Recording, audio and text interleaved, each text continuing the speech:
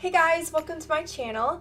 Today I'm going to be showing you how I record my YouTube covers, and this video will be divided into 3 parts. The first part I'm going to show you the equipment that I use, and then secondly I'll show you my setup, and then after that I'll show you how I edit the music and my covers. So if you would like to see more videos like this in the future and also hear the covers that I post every Friday, then make sure to like and subscribe down below. So let's get into the video. Okay, so first I'm going to start out by showing you the equipment that I use. So this is the blue Yeti stereo microphone, and this is what I use to record my vocals. And if I'm doing guitar, then I'll use this too, and it'll pick up my vocals and guitar. And I have these headphones, and they are Beats headphones, and so they just plug in to my mic right here.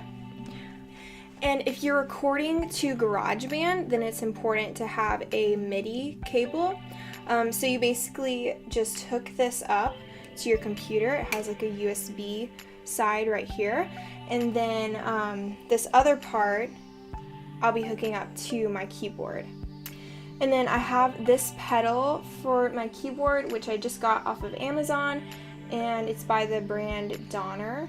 And I'll try to link all of this stuff down below for you guys. I also use 2 laptops to record. This one I use for recording the video, and this one I use for recording the audio. The reason I do this is because I can't use just one because it will actually overload it, since I have to record both video and audio on computers. And as far as video recording goes, I use the Logitech C920 HD webcam, and I also have a video review of this, and I'll link it up in the cards. And then lastly, I'll show you the ring light that I use and also the keyboard that I use. So this is the keyboard I use. It's a Korg keyboard, and it's super duper old, but I basically just use it as a controller, and I use GarageBand's sounds for my keyboard and the synth sounds. And then I use this ring light, which is actually my makeup mirror, but it works for lighting, and then I also have the natural light coming in through the window. So all of this equipment that I mentioned will be linked down below. Some is pretty old, like my keyboard, so I don't know if I'll be able to find it, but I will try to link all of it down below for you guys. So next, let's move on to my setup. I'll be showing you the recording levels that I use for my microphone and GarageBand. And these are the settings I use for my microphone. I put the gain at about 25%. And then I choose the 3rd pattern. And I'll also be gaining the track on the computer as well a little later on, so that you can hear everything well. So to record in GarageBand, what I usually do is select Songwriter, and then I delete the drums and these instruments. So I'm left with the tracking vocal and the grand piano. So for the tracking vocal, I'm going to adjust the input levels. So go up here to Smart Controls and click on that. So in here you can see recording settings. And so I put the recording level all the way down here, and what this will do is it will prevent your track from peaking and getting all staticky. So I found this out a little bit later, but it's really helped my sound overall. And in order to record both my vocal and the piano at the same time, what you want to do is press Option T, and then this little thing will pop up. And press Record Enable. And so you want to select this on both your vocal and the piano, and then it will allow you to record at the same time. So once you enable this, what you want to do is to adjust your preferences, so you can adjust the input and outputs. So go up here to GarageBand, click on Preferences, select Audio MIDI. and here you can adjust your output device and input device. So I want the input device to be my Yeti stereo microphone, and my output device will be Yeti stereo microphone as well, because I'm actually plugging in my headphones into my microphone. Just recorded my vocal and the piano.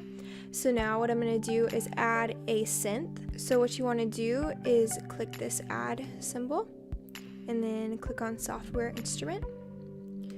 So it added this one right here.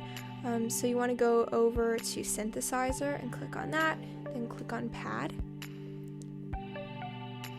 And I use epic cloud formation. And so after this, under this transform tab, you want to select the transformation soft, and this just makes it softer, less harsh. And then I'll also turn it down here so it's less overpowering. So I'm going to go ahead and record this, and I will be back in a second.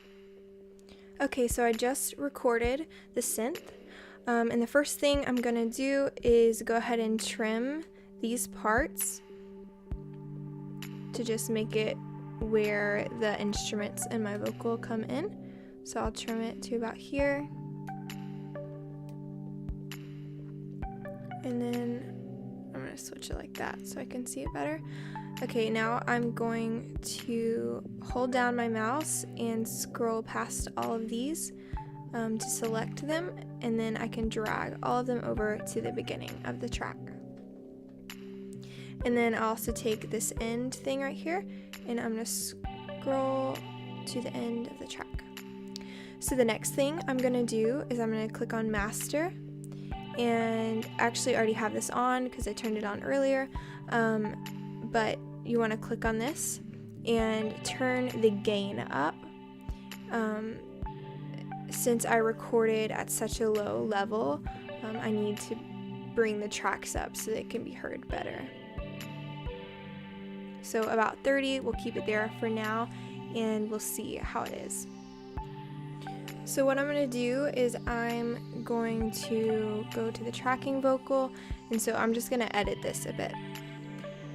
So click on track, and I'm going to turn the reverb up to right here, and I'll turn the ambiance up right there.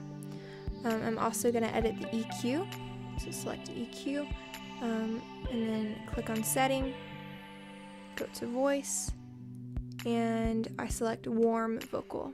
So next I'm going to edit the piano. So first I'm going to turn it down so it's not overpowering, so I'll turn it about halfway. And then I'm going to edit these settings here.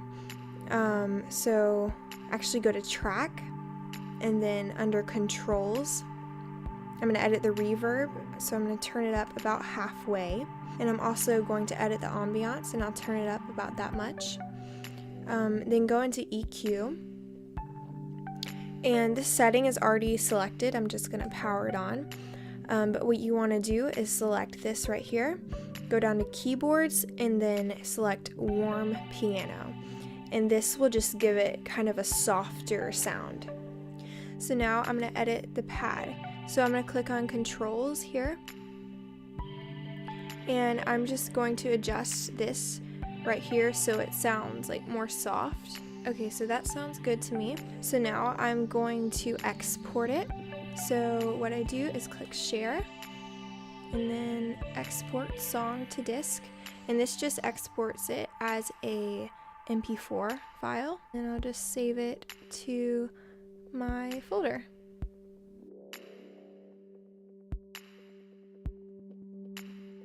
So next what I would do is I would take this audio file, and I would put it over my video recording, and I'm actually going to do a video about this in the future, how I actually edit my videos, but this is how I edit the music that's in my videos.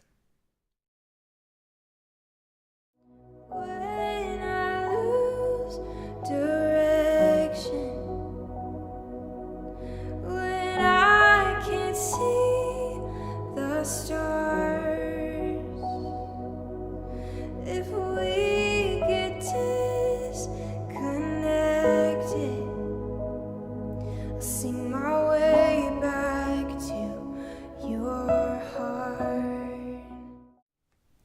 So this is my recording process. I hope that you enjoyed watching this video, and I hope that you learned a lot.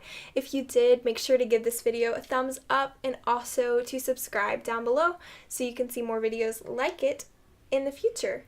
So thank you for watching, and I hope that you have an awesome day.